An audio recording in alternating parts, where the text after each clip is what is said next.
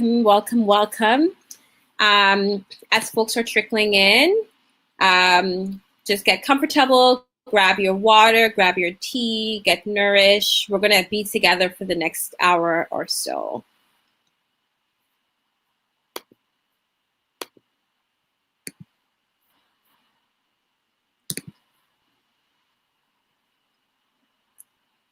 Okay, so my name is Kimalee Phillip, and I am a National Human Rights Representative with CUPE, CUPE National, and welcome to the Committee to Organize the University of Waterloo webinar on anti-racism and unions. We're really excited to have all of you with us this evening, and as I said earlier, we're going to be together for about an hour or so. And with us today, we have an exciting crew of people who are ready to talk about the important topic of anti-racism work and how it applies to the organizing efforts at the University of Waterloo. And more broadly speaking, how anti-racism work is deeply connected to the work of labor unions and movements across the world, and particularly here within Ontario. So we have with us Pamela Arancibia, who is a student activist and rank and file member at CUPE Local 3902, which is at University of Toronto. So welcome, Pam. We also have with us Alia Karim, who is a CUPE researcher and York University student activist. So welcome, Alia. We also have with us Hadiya Ma, who's a graduate student at the University of Waterloo's Faculty of Science Anti-Racism Taskforce. Welcome, Hadiya. And Sophie Sanity, who is a University of Waterloo graduate student and campus organizer. So welcome, Sophie. And Sophie's one of the organizers for this webinar. And if I have butchered your names, I deeply apologize. I think it's really important to get people's names right. And so if I did, please say your name and I will repeat it to make sure that I don't make that mistake again. And as I mentioned earlier, I'm Kimalee Phillip and I'm a National Human Rights Rep with CUPE. And now I'm going to pass it over to Sophie. Thanks so much, Kimalee. So again, my name is Sophie. I'm a fourth-year PhD candidate in the environment faculty here at the University of Waterloo. And I've been a TA or RA since starting my degree, so that's for the last 10 semesters. I'm also part of a small grassroots group of students that are working with CUPE to establish a union presence on campus for grad student workers. The organizing effort really catalyzed in March when the pandemic hit, and we've been working hard ever since to organize completely virtually and connect with working students on pressing issues. Our campaign went public in the summer, and we've organized issue and faculty-specific webinars to broaden our support base. We're aiming to get a minimum of 40% of employed grad students signed on to the campaign so that we can file for union certification early next year and hold a vote. A union will bargain for a collective agreement that gives us a voice and a presence over our terms of employment, including working conditions and training, wages and benefits, vacations and leaves, and so much more, providing legally binding working standards that protect workers with enforceable accountability measures. This effort is by no means radical or beyond the norm. In fact, we're the last university in Ontario without a union representing grad student workers, and one of the last in Canada. But this isn't just a drive for certification. It's about creating a safe space for academic workers to discuss the issues that affect them both in their work life and in their community life, like the ones we'll be discussing today.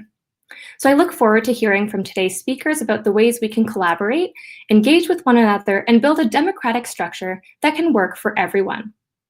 I encourage our listeners to check out our website, organizeuw.org, and connect with the organizers to find ways to support the campaign. Thanks so much. Thanks so much, Sophie. So now I'll take the mic back, and I just wanted to make sure that we continue to open the space well. And so it's really important that we acknowledge the territories upon which we are situated upon.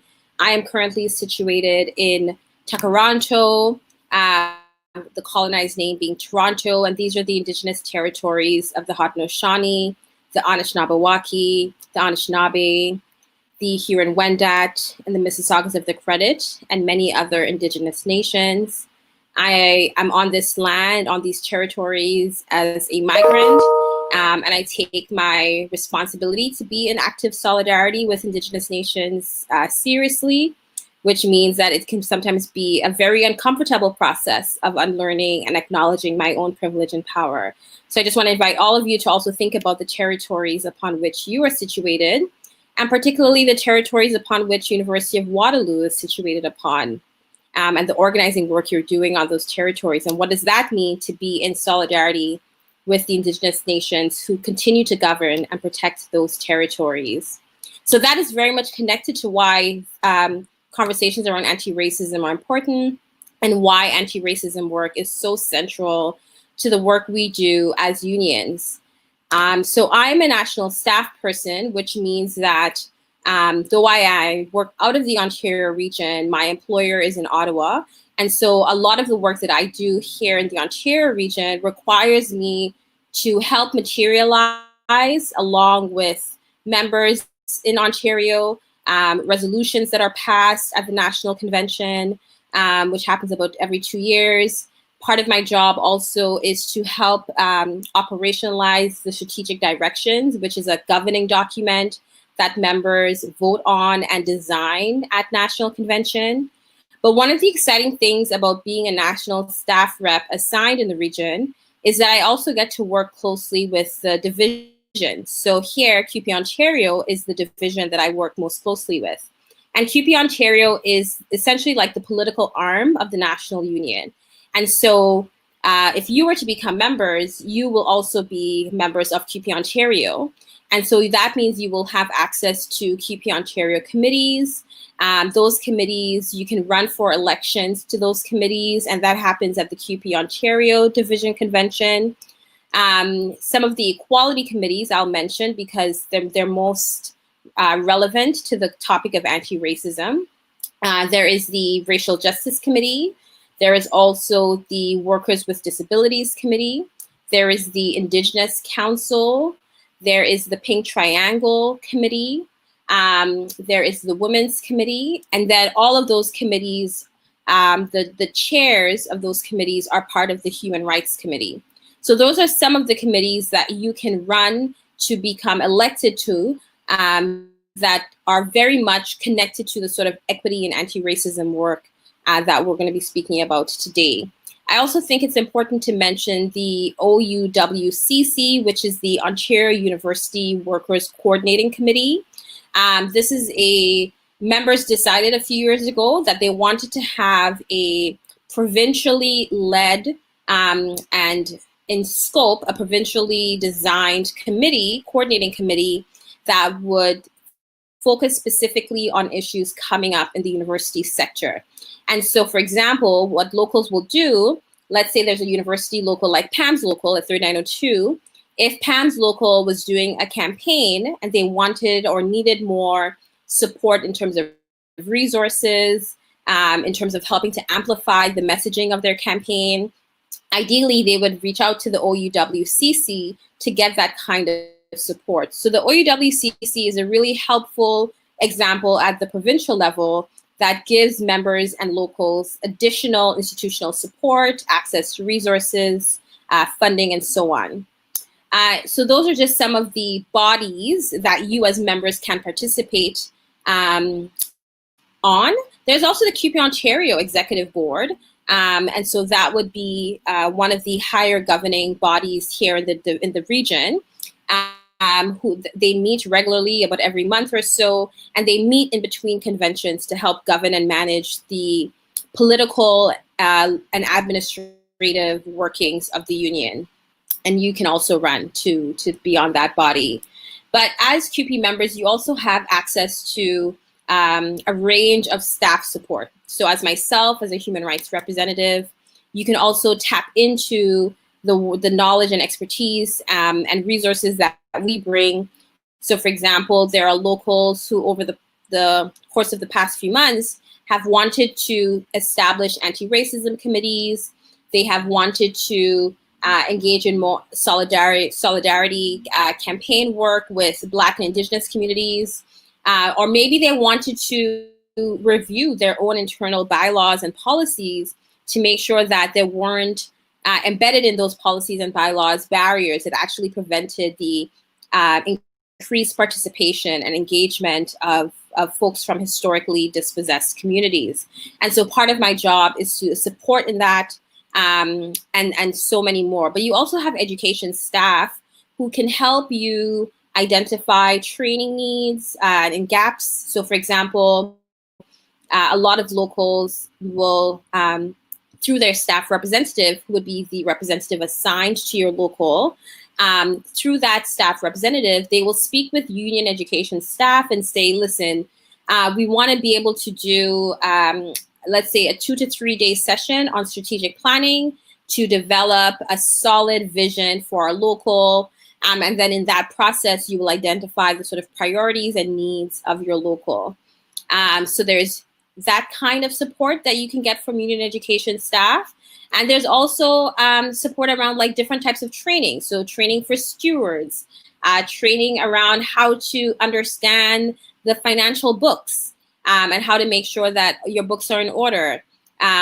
There's also training around health and safety. How do you make sure that your workplace policies are in line with health and safety legislation, but also how do you make sure that the workplace that you're working in is not a toxic, unhealthy workplace? And how to do that work in a really proactive way, as opposed to waiting for something to happen to a member or a group of members. So there's a lot of additional support and resources that you can access once you become part of the union. I think it's really crucial that labor unions take seriously the work of anti-racism.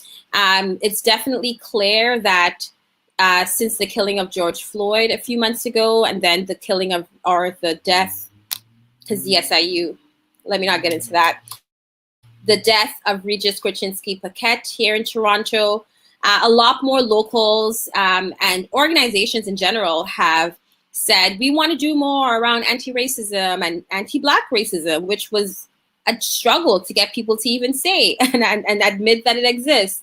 So there's definitely something about the political moment that for sure pushes people to say more, to want to do more. But I think even outside of people being killed, which is on a daily basis, but even outside of that, it's super crucial that we understand that labor unions are not disconnected from the wider world. And so if we live in a white supremacist world, it also means that the organizations that we work within and organize with are also deeply embedded and informed by white supremacist values. And so how do we actively name that without moving into places of guilt and shame, and instead use it as a way to remain reflective, use it as a way to remain responsible and accountable. So I'm really excited that we're having this conversation today. And hopefully that just gave you, we just scratched the surface in terms of what some of the work you can do around anti-racism if you were to get involved with CUPE. And so what I'll do now is pass it on to Alia. And Alia, would love to hear from you how anti-racism work plays out on campus through unions, and if there's anything else you want to add, because I think you're also bringing in a range of experience from your own lived life. So yeah, all yours, Alia. Thank you so much, Kimalee, and thank you for having me on this panel. So I do just want to take a few minutes to talk about some of my experiences as a student and unionist at York University. And I do want to start with the point, kind of, taking off from where Kimalee started us, about the importance of unions and anti-racism activism. So, I would say, put simply, when people come together as a collective and they realize that they have a common goal, and that is, in the case of unions, to come together to push back against employers for better compensation, to push back against their harassment, exploitation, and unfair working conditions of employers, then, through that struggle, unions can achieve, their anti-racism goals, or try to begin, to eliminate racism that we find in our workplaces. And often racism comes from employers themselves, right? Because they know that when they can divide workers based on their perceived race and also gender, sexuality, nationality, religion, and so on, they can more easily exploit a certain group of people, right? So when they know workers are divided, it's very hard for them to come together to realize some of their common goals, right? And then to push back against employers. So, they're much less likely to do that. And employers know that, they want us as workers to be divided based on these things, right? So actually, just to plug in some of my research and work as a PhD student, I've spoken to Indigenous workers in and around Southern Ontario, and they have said that unions have been crucial to pushing back against discrimination that Indigenous workers face in workplaces. When they can negotiate a first collective agreement, they can see who is getting paid less than others for the same work. Often Indigenous women being paid the least in a workplace. But because they have that information, then they have that transparency through the union, then they could begin to rectify that, right? To make sure that everyone is paid the same for the same work that they do. So, they've also said that unions have been a vehicle to push back against the employer for safer working conditions. And this is really important for people working in, dangerous workplaces or dealing with things like the COVID-19 virus, right? Unions have helped have more Indigenous peoples be hired, to host community campaigns to support their communities, and so on, right? And we'll talk more about, what unions can do. In terms of, Kimalee just discussed, showing solidarity with Black Lives Matter and again, with Indigenous communities. But, to reiterate her point, as with any organization, members of a union, may come to their organization with racist ideas, right? That, they have ideas that reflect what's happening, outside in the world, right? So I would say with unions, there's a lot of potential, and they've done very, very important anti-racism work, but it's always a work in progress, right? There's always more that we can do to educate, our colleagues, to have, workshops and discussions within our unions. But I see them as a very important force to, mobilize people into anti-racism actions and movements, right? So I just wanted to talk a bit about what happened at York University a few years ago. In 2017, our food service workers went on a strike. They were, talking about how they'd face harassment on campus through the food service managers. They were employed by Aramark Management, notorious, like big, rich corporation that is often on many campuses in Ontario, right? So they were facing, harassment, discrimination from their managers, again, like based on, racial lines, gendered lines. A lot of these workers are from the Caribbean or from the Philippines. So they were literally like divided in some of their, food service outlets based on like where they come from, right? And so, the managers knew that. They would play favorites with workers. They discriminated very heavily against women. There were a lot of, low-wage women at York, but also, in these industries more broadly, right, in food services. They would cut workers' hours if they didn't comply with their demands. So this, tension between the workers and Aramark Management reached a boiling point when, the workers who are unionized with Unite Here Local 75, a hospitality union, they decided to, take some actions in the workplace, and then they would eventually go on strike in 2017. So actually, I do have some photos, if we want to start showing some photos of, basically what we helped do on campus as students and as trade unionists to support these workers when they actually went on strike, and even before that as well, when they were just organizing to take action. So they're asking for higher wages. Some of them were only at around like $12 an hour. So they're asking for an immediate increase to $15. And basically, when they went on strike, we organized some actions like just doing simple, postering to explain their demands, So higher wages, better benefits, stop to the harassment and discrimination on campus. We organized things like, well, I think there you could see a poster with some of their demands. So students in the campus community could understand, okay, what are they actually, on strike about, right? And how can they help? Where's a petition that they can sign, right? We made, stickers and handouts for people. When they actually went on strike, we wanted to, boycott certain food service outlets operated by Aramark, right? So we gave out, free coffee just a few times at a really popular Tim Hortons, encouraged students to, take our coffee instead and to sign our petition to support the workers on strike. And some of those photos show speakers at basically the students' unions, especially the undergrad one, helped organize rallies where we went through campus and went to some of the cafeterias that are operated by Aramark, right? So the managers were really angry about that. It was very visible, it was very loud. So we did, multiple things, and eventually the workers did, after a few weeks, win their demands, like an immediate increase to $15, better benefits, like for part-time and full-time workers. And generally, they said over and over, like, we're asking for respect, right? So when some of them were speaking at these rallies and when students were, I think that really, developed a common sense of solidarity, especially that in the case of your campus, there are a lot of students who are working, who are recent immigrants from racialized communities.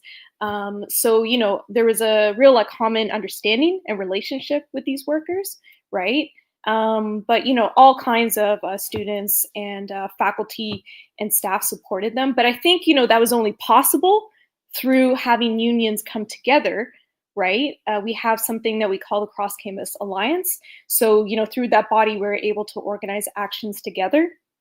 I think it was only through the coming together of unions that, this, outburst of like community support was possible, right? And there were some things that I actually don't have photos for, like some actions that we did. For example, the faculty union, so professors at York asked their members to cancel any catering orders because Aramark does their food services, right? They do a lot of catering on campus. So they asked them, in support of these workers, can you cancel catering? And so many faculty did that, like for their events, right? So, it was really a community effort. And I think that could only be done through the faculty union saying, like, we have a common interest in supporting our colleagues and, other workers on campus, right? Because in a sense, like, they're contracted by Aramark, but, who has the money for this contract is York University, right? So we have a common employer. And even though we're in different areas on campus, we want to make sure that we have a fair environment on campus where everyone is respected and compensated well for their work, right? So it was really, really great to see unions and students come together. Even after the strike, some unions, most of us, continued to meet, and through, again, what I call the Cross Campus Alliance. So we would meet to talk about, if people are going through bargaining, if they're organizing other events, what are some of our, grievances and issues with York University as an employer. And we would plan actions together, like doing, a letter all together and making sure that, one representative from each union or student union would, sign that letter, right? And, we have this is York University. It's a very, very active campus, and that's developed over, decades, really. But, sometimes activity is high. We mobilize a lot of people. And in a time like now with COVID, it's fairly low, right? So there are times when we're almost like starting again, right? Or rebuilding in that sense. So even though at Waterloo, it may look very different, right? And you're starting out, you're, working toward joining the union and, potentially making your first collective agreement. We go through similar periods or kind of like new beginnings as well. And, kind of starting from scratch in that sense. But I think it's really exciting that, you're starting something new, that this is going to be new for the campus community. And I just wanted to give, an example through that strike and through the actions that we do, what people can do, when they come together and they mobilize through their unions. And I just wanted to mention, a few examples of what you can do specifically with the campus union. Because again, there's a lot of potential to take action, and not just with regard to, your working conditions and your struggle for, better pay, better benefits, and your overall working conditions. But, through coming together in campus unions, you can also discuss and take action on what's happening to the post-secondary system as a whole. Right? So we would often talk about that in our cross-campus alliance. And you can also take action and have discussions on things like pushing for green jobs and a new Green Deal, right? So what can we do through our local campus communities or, in Waterloo to work toward a Green New Deal? Supporting strong public services, especially now at a time with COVID-19, we really need, strong healthcare, education, childcare, mental health support. So, it's often unions, especially ones like CUPE, who are hosting these events and taking actions to preserve and strengthen our public services, right? But also supporting international labor struggles, especially while being in the diaspora, right? Showing solidarity, again, with Indigenous communities and with Black Lives Matter. So really the possibilities are endless for whatever, you would like to do with your union and, and its community as well. It's relationships with other community groups, right? So again, I'm really excited. I just wanted to share, some inspiration from my experiences, and wishing you the best of luck and looking forward to the rest of our discussion. So thanks. Thanks so much, Alia. And the cross campus solidarity spaces, collectives are amazing. I remember at Carleton, it was because of the cross union coalition that we had that we saw so many wins for our mark workers, for example, but also for like international students. And I think another really important point is the power that we have when we come together to build relationships with folks outside of the campus as well. So who are some of the community organizations that you can work closely with and develop those ties? And I think it's really important to think about how do we build relationships of trust and solidarity in the in-betweens when there isn't a threat to our jobs, when there isn't a threat to our safety, right? So just keeping those relationships ongoing for sure. So thank you so much for that. That was a real tangible example. So now we're going to pass it over to Hadiya. And Hadiya is from the Science Anti-Racism Taskforce. And it's going to be really, I think it's a really good opportunity to hear from you, Hadiya, about some examples, like what's happening at the University of Waterloo. What are some of the possibilities? What are some of the things that have been done? So I'll pass it over to you. Awesome, thank you. First thing I will say, it is Hadiya. I'm sorry, I know I let you say it, but it's Hadiya. Don't apologize. I should apologize to you. Can you say it again? Hadiya. Hadiya, thank you. Yeah. Okay, no worries. Yes, so again, I am Hadiya. So I'm in the Faculty of Science and the Department of Physics. I'm in my second year of my master's.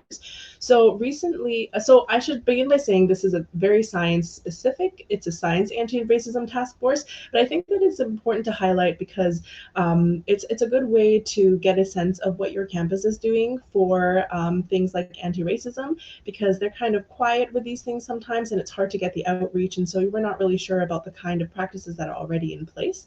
So I'll start by saying too that this was formed very recently in June because of a town hall, an anti-racism specific town hall that happened as a result of everything that was happening around the world. And the town hall was there in place to help the department listen to the Waterloo science community, share kind of, their experiences, ideas, and also suggestions for future change. So the SART was created as a result of this town hall. If you're interested and you've missed this, there's actually a short summary of the questions asked on their FAQ section. You can just Google SART, S-A-R-T-U-W, and there's an FAQ section on their website that you can read about. So this committee was created in hopes to focus on issues and problems related to racism, and hopefully make recommendations that can be aimed at creating policies and procedures, because we really want to improve the experiences of everyone, and especially our minority members in the Faculty of Science, and with the intent at the end to eliminate racism in all its forms. So currently, because it's just starting up and it's new, there is a online anti-racism forum on that website that I mentioned, where you can submit your comments related to the topic. It can be anything. It is completely anonymous. You can submit your experiences, positive or not, your fears, ideas, hopes, anything you would really like to see the SART work on, which will be really useful for us to be able to have something to work off of as well.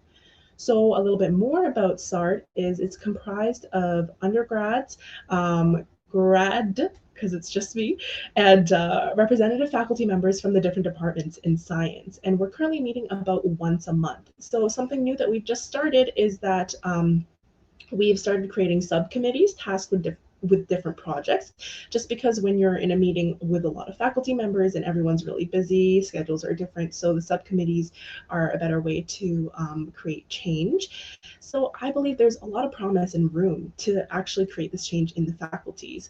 The current big project right now is we're creating a survey for the different demographics within the faculty, the demographics being undergraduates, graduates, and faculty members, because we want to hear from these different groups what racism currently looks like for the people in these groups, and gather ideas, for what people need in terms of support. So the faculty can try to support, their people as best as they can, because I'm sure professors, faculty members are probably experiencing it in a different way that grad students are and undergrad students are. So that was a little bit about just an introduction for what SART does. Being the graduate student representative, this is why I was asked to speak today, to talk about how I believe like a union could really help push forward change in this kind of committee. I think the hardest part about creating policies and change is actually making it happen. It's easy to create meetings and committees and sit around and talk about things, and it's hard to go off and actually make things happen and create change. So with the amazing resources you've already heard about everyone speak today, about how a union can help with the struggle against racism, it would be a very nice collaboration between grad students in this anti-racism work on campus, such as the SART that I'm on, and perhaps others that I don't know about, and CUPE. So for one example, one place that I see this really, really hitting home is I wanted to push forward and see as a mandatory part of grad student training, and I think it was talked maybe about a little bit here, on workshops on anti-racism. And when grad students are admitted to any university, there's always some sort of modules, those kind of things, when you go in to talk about maybe TAing or talk about the logistics of your grad program.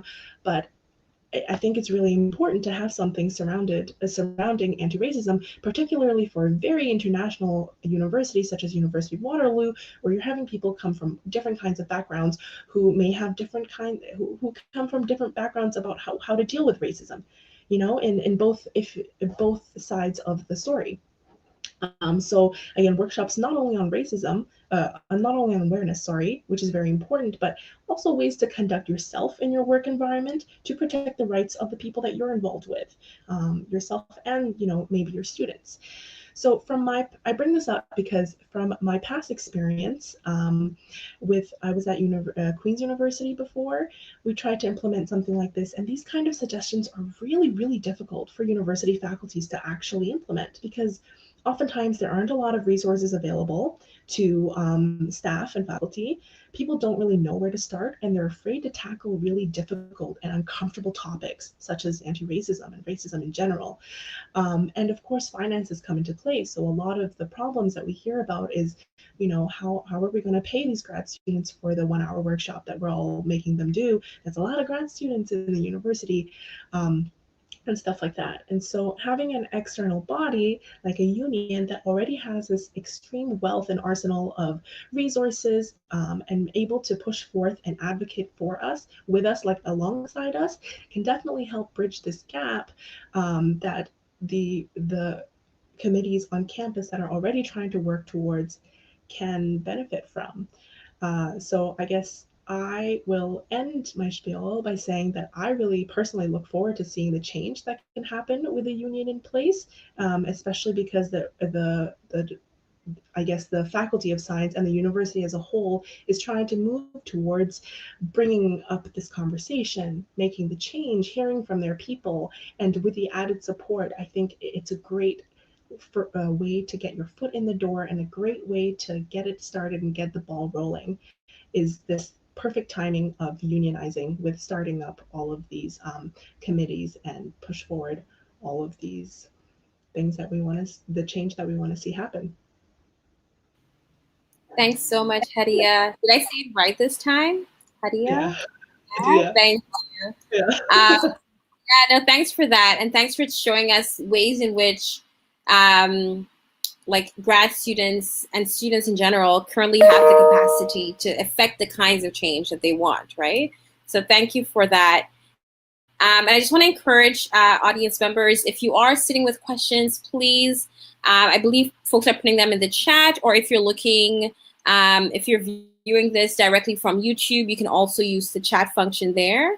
But please send us your questions. We're going to come to them in about 10 minutes or so. But now I'm going to pass it on over to Pam. So Pamela Arancibia, and I want to hear you say your name loud and proud, Pam, so I can get your name right.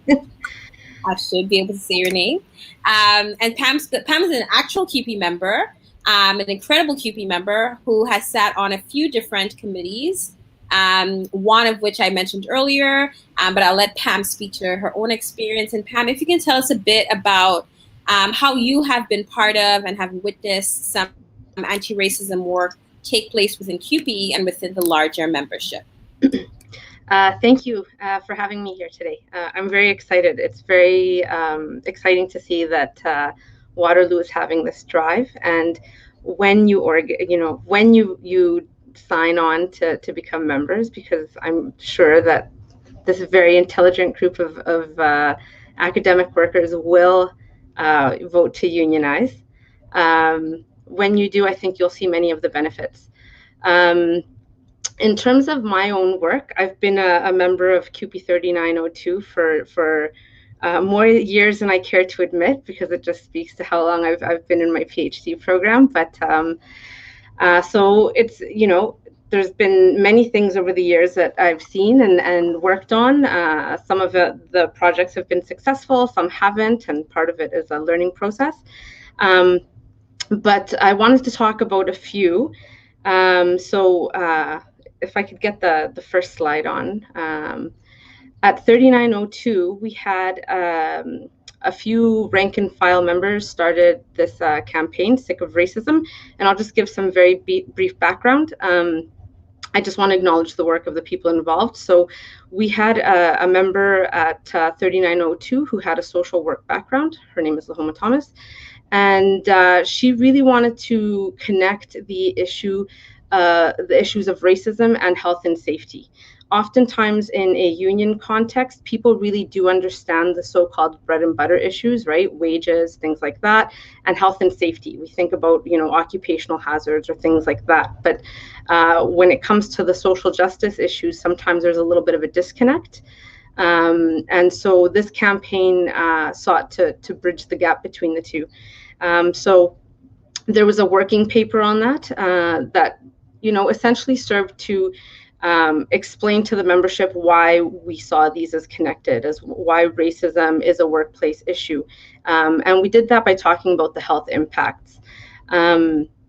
The other thing that we did in this campaign was to provide members with relevant language. A lot of times people don't know where to turn. So we took all the language that had to do with harassment, discrimination based on, equity-seeking grounds. So race, ethnicity, religion, gender, identity and expression, etc. And so we wanted members to have that at the ready if they needed to look up, why wasn't I hired? What are the grounds? These sorts of things. How, what's the language around discrimination and harassment? We also put together the university policies because they always expand on the rights of collective agreements, because any workplace needs to have those policies in place for people who aren't unionized as well. And then we drew on legislation, both provincial and federal, so that members could see, what that language says, how it compares to the collective agreement, how it compares to policies, etc. So we want members to go to the language directly. And then I think the most practical thing that we wanted to do with this campaign was to really teach members how to document workplace harassment and discrimination. A lot of campaigns focus on eliminating racism, and I think that's important. And I think there's a lot of work on that happening, right? Anti-racism workshops, how to be an ally, how to move towards, rather than being an ally, an accomplice or whatnot. But a lot of times people find themselves in situations where they've been dealing with racism in the workplace for years, and they get to a point where they're fed up and they want to take action, but nothing has been documented, and it becomes very difficult to prove. And so we wanted to make sure that members knew how to write down what happened if there's incidents, get witnesses, things like that, so that if they do decide to pursue a situation, they have the information ready, and their grievance or complaint can go forward in a way that is ultimately satisfactory, because it's very frustrating to know that you've been dealing with racism for years, and then because you didn't have the proof, that you really can't do anything about it. You're kind of just left to deal with really complicated emotions: anger, frustration, sadness, hurt, etc. And the other thing that we did in this campaign was to really educate stewards about that, so that they're aware of this as a workplace issue, so that they can then, let their own members know. So what this was also meant to enable stewards to carry out the work of the union in their individual departments, so that they can then give their members resources, etc. So that was that was the Sick of Racism campaign, and in fact, it's I don't know that at 3902 it's currently super active, but there is still a website. It's sickofracism.cupe3902.org. No www, or it won't work.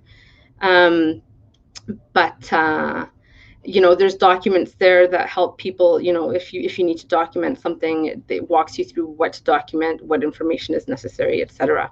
So that was one campaign that was actually quite successful, and that has, even if the campaign isn't super active right now, members are still using the documentation. The staff at the local still make use of this, and I think it's just put the issue of racism on the radar in a way that wasn't there before. But that's not the only things that I think we've done at the local, or that any members at any local can do. If we can go to the next slide. So there's collective agreement language. Obviously, there's always articles around hires and harassment and discrimination. That's standard for any collective agreement. But on top of that, a lot of the time within the collective agreement, the union and the employer can find letters of understanding or intent, which aren't technically collective agreement language, but are sort of attachments that sort of give information on how the collective agreement can be enforced, or give there are provisions for dealing with other issues. And I just wanted to highlight two of them from the CUPE 3902 Unit 1 collective agreement. So under hiring criteria, we talked to the university about recognizing previous experience that can include non-academic teaching. So in particular, we really wanted to get at lived experience. And the reason for this was because in the lead up to our last round of bargaining, one thing that we noticed is that Indigenous workers are not super involved at 3902, but also that the numbers aren't high. And so we met with Indigenous workers on campus, or Indigenous students, and one of the issues that they highlighted was a lack of having a lot of their experience is often not acknowledged, and that becomes a barrier to even becoming employed at the university to begin with, depending on the department, or which collective agreement they're represented under, etc. And so this was really a way to make sure that, should there be a hiring grievance, they can point to this language and say, my lived experience is also meant to be taken into consideration in hires. So that was part of the discussions. That was what we came up with, and the university agreed to put this in there with the proviso that this was keeping Indigenous students and workers in mind in particular. The other bit of language that I wanted to discuss is the supervisory conflict, because as academic workers at the university, oftentimes, if you're a graduate student, you straddle two different worlds, and it can be very complicated. You're a student, and then you might also be teaching in that same department where you're a student, and your academic supervisor might also be your work supervisor. And so sometimes different people might be nervous about bringing up issues or don't know how to do it. And the collective agreement, technically, the union, because our academic lives as students are outside of its scope, its hands are often tied. But we, oftentimes it's actually the union that helps students too when they are dealing with student side issues that sort of bleed into their workplace issues. So we created this language that allows the union to bring up issues around the issue of academic supervision, and also to accompany students to these meetings. The nice thing about this too is that the university and the union, I don't know that they've even used it so much for specifically supervisory conflicts, so between a student and their supervisor only, but we've used this language extensively to be able to meet with the highest levels of HR and equity and the highest levels of labor relations to say, you have big problems in your department that oftentimes go beyond one student and one professor. So I know that there have been departments that have used this language to actually meet to discuss entire departmental issues. I myself have made use of this language to discuss issues of racism, ableism, harassment and discrimination, and also union reprisals. So there's also ways in which the union, even though it can't maybe technically grieve on, student side issues, it can find a way to bring these issues to the forefront and make the university aware of it. This language is also very good if people don't want to grieve and they just want to sit down for a confidential discussion with those highest levels of the university, right? When it's just too exhausting to go through a grievance process, because sometimes it's not worth it. If it's a hire, sure, because at the end of the day, it might affect your income, whether you have the work or not. But sometimes it's just too exhausting if it's not about that and it's about, dealing with nonsense in your department. So that's, this is another way in which we've done anti-racism work, by putting in language that allows members to highlight problems that they face. If we can go to the next one.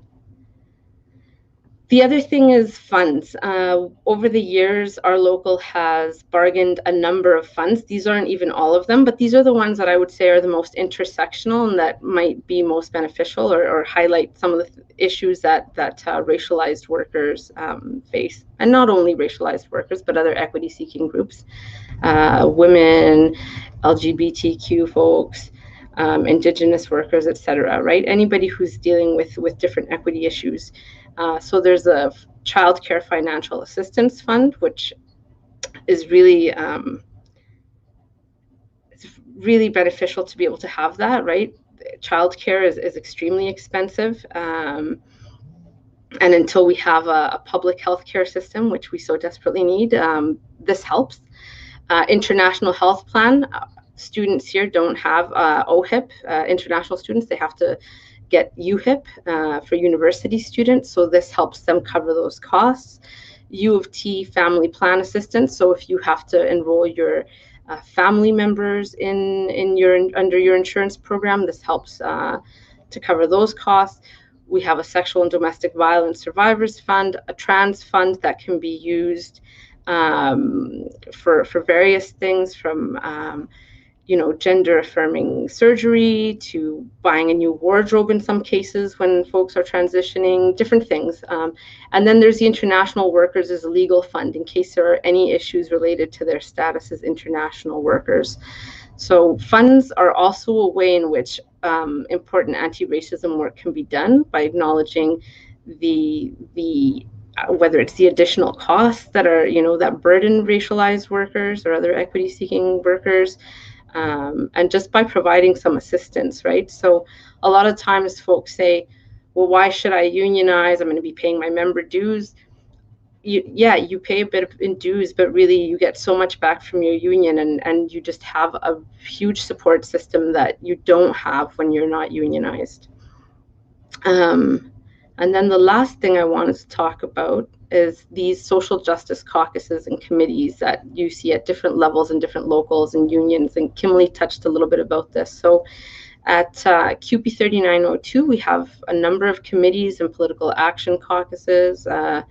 So we have the Racialized Workers Caucus, Indigenous Solidarity Caucus, the BDS Political Action Committee, and then we also have other caucuses, the Women's Caucus. We have Mental Health Political Action Committee, etc. And a lot of the times our committees and caucuses actually work together.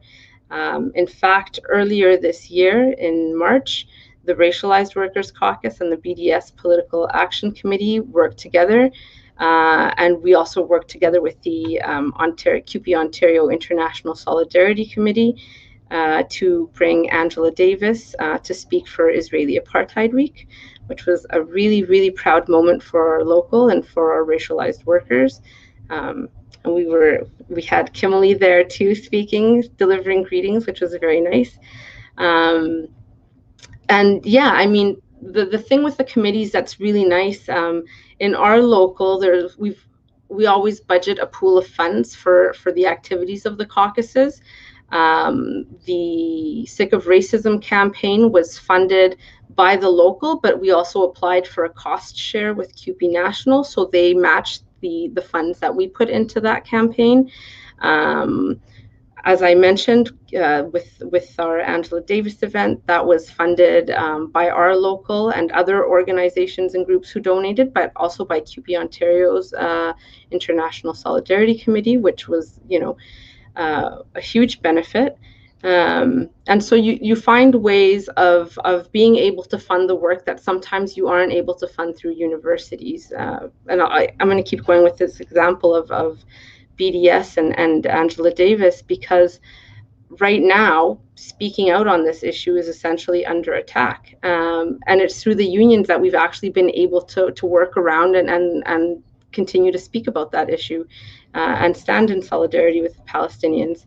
And I think the unions have a role to play in that sort of anti-racism work.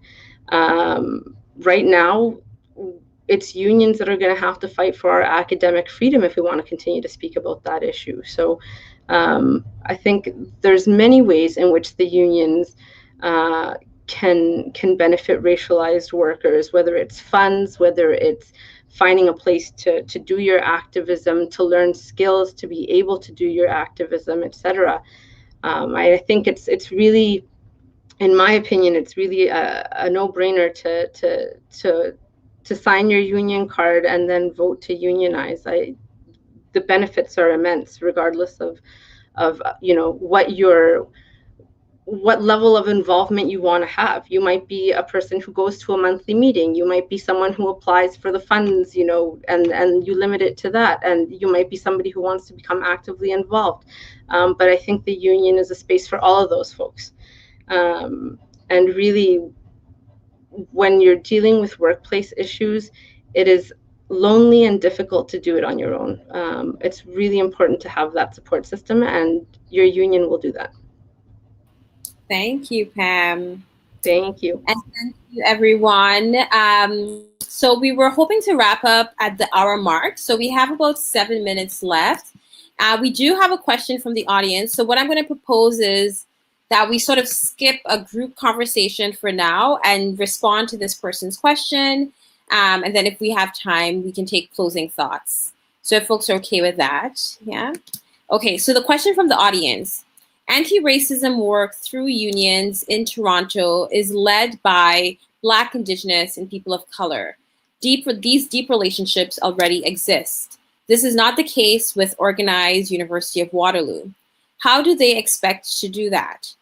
Black, Indigenous, people of color students are collecting on their own and are already doing their own advocacy within the university.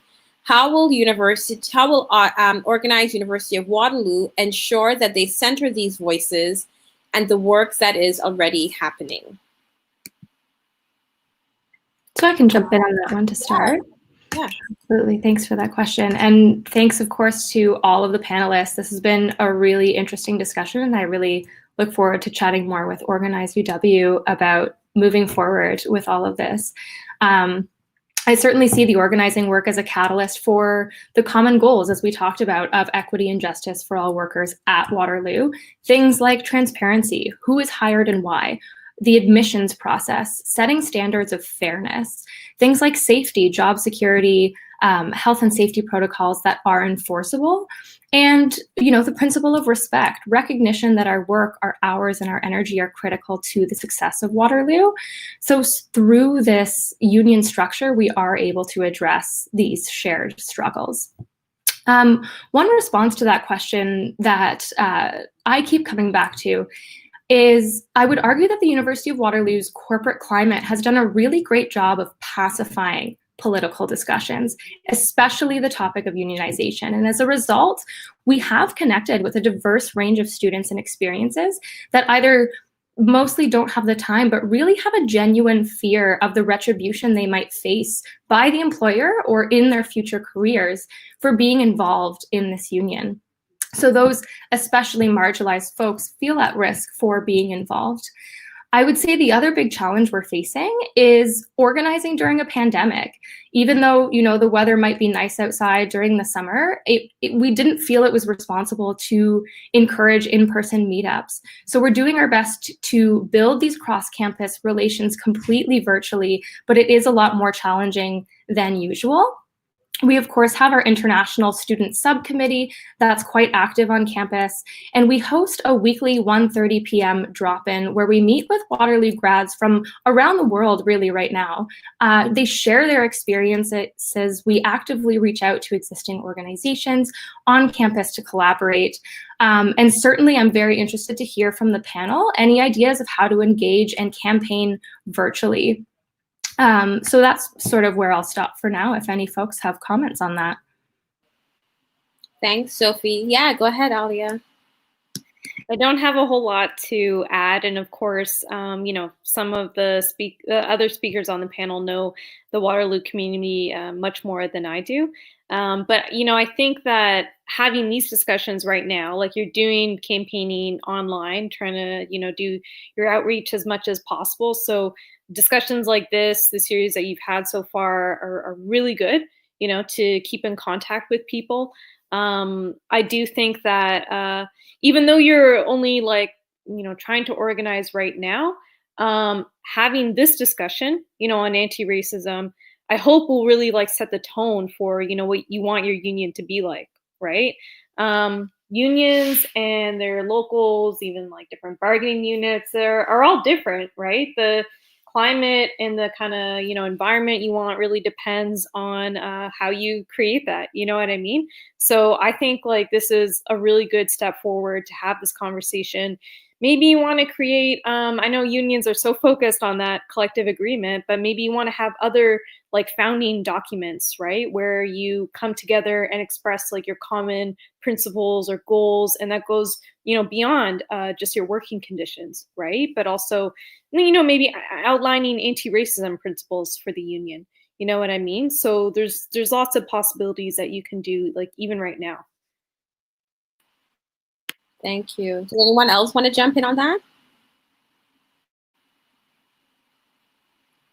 I think there's another part to that question that I think is worth sitting with and maybe just processing. But part of this question was that, people are already organizing, particularly the Black, Indigenous, and racialized students and workers. And so how do you tap into those already existing spaces? How do you build relationships, particularly relationships of trust and accountability with those folks who, for various reasons, maybe because of a void in systemic processes, had to advocate on their own or create their own group. So I think like sitting with that, like figuring out how do we tap into that and how do we support and learn from those folks who are doing that type of organizing, I think is really important. So I didn't want to lose that piece.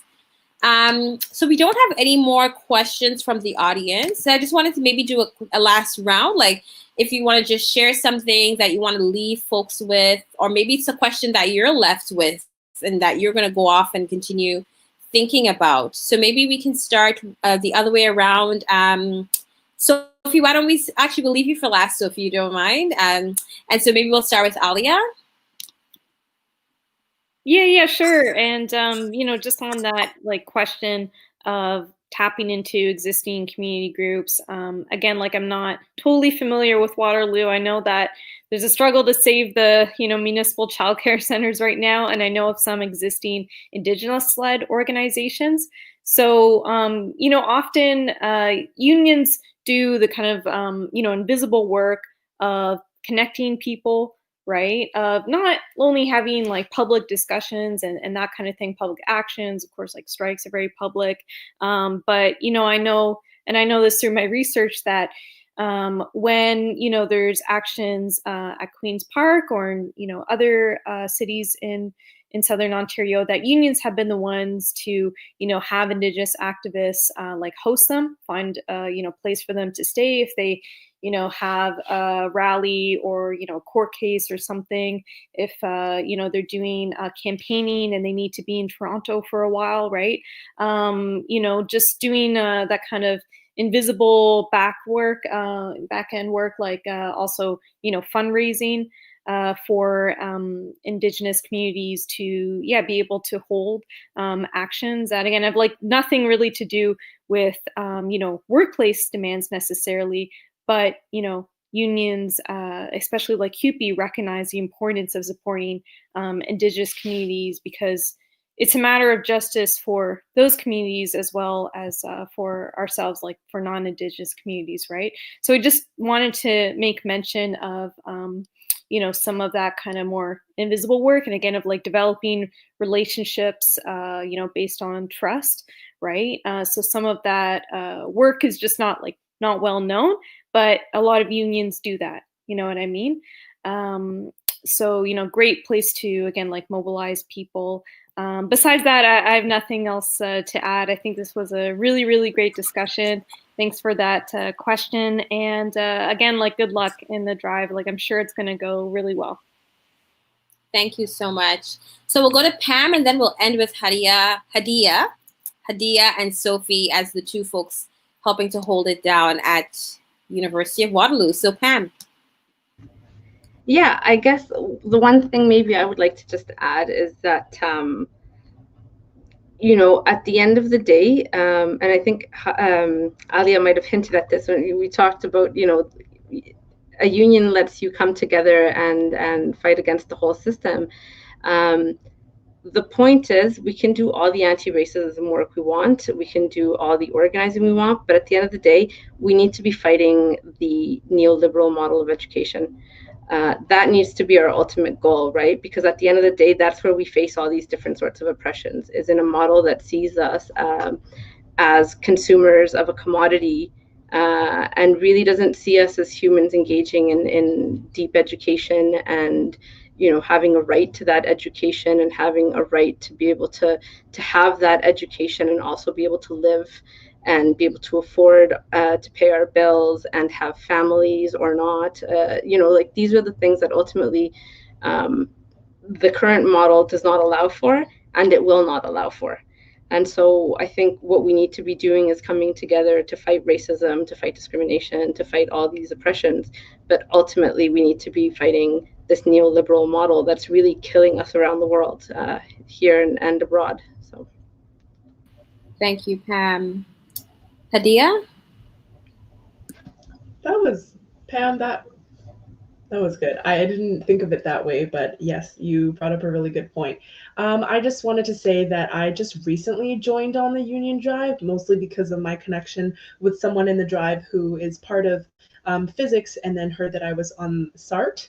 But even in the very short time that I have been part of this union drive and learning about the wonderful things that the union can do, I've already felt a lot of hope in especially the anti-racism sort of movement, a lot of hope, because it seems like all of the fears and the problems that I had with these committees that are trying to promote anti-racism practices was, you know, how are we actually going to create the change? Like again, I said earlier, we can sit around and talk about it, but how are we actually going to create the change? And then hearing about the concrete resources and the concrete plans that CUPE can have, and also of the other experiences of other universities who have unionized, and the things that they have done for their community is just so empowering. And as somebody who's sat on lots of committees that haven't, you know, that have tried to do good things, but of course it's hard to, because we're human and things get lost in the cracks. And as someone who sat through a lot of that, it's very heartwarming to hear something like this happen. And so I'm very pro union for this, and hopefully everyone who's listening right now is feeling a little bit of the same way and having a bit of that hope as well. Thank you so much for that. And I'm just gonna, sorry, I'm muted. Thank you so much for that. And leaving us on that note of feeling hopeful and open to possibilities. I'm just gonna pop in the chat. Hopefully we can find a way to share that with the participants. It's a digital timeline that some of my colleagues in the human rights branch created to sort of show the contributions, particularly not just of CUPE, but labor in general, the contributions of labor and organizing workers, and the sort of wins and struggles that we have helped to see become manifest. And so I just wanted to leave that with you, that you can look at your own time. And so Sophie, I'll pass it over to you, and then we can close for the evening. All right, thanks, Kimalee. Yeah, I guess again, just thanks everyone for sharing all of these really hopeful and interesting and existing ideas that we will be discussing for the future. Just to sort of comment again on that question you brought up, Kimalee, I don't expect in any way to represent the needs of others by myself, or organize UW for that matter, but to use privileges in place to push this agenda forward. And certainly advocacy will become much more clear later on once we have elected members in our local, and of course through the bargaining process of the collective agreement. So we can only go up from here, really, and I'm really excited to see this movement grow on and off campus. Awesome, thank you. So we'll call that a wrap, and I just want to say the best locals I have seen are the locals where the members are so active, consistently holding leaders to account, getting involved, heading to the mics, passing resolutions. And so I hope that folks see this as their opportunity to not just to continue pushing for change, and to make this the strongest union that can possibly, it sounds like such a cliche, the strongest union that can possibly exist, whatever. It's late, but I just want to thank everyone for having me, inviting me to be part of this, and good luck with your drive, for sure. Thanks so much. Thanks for all of your time. Thank you. Good luck.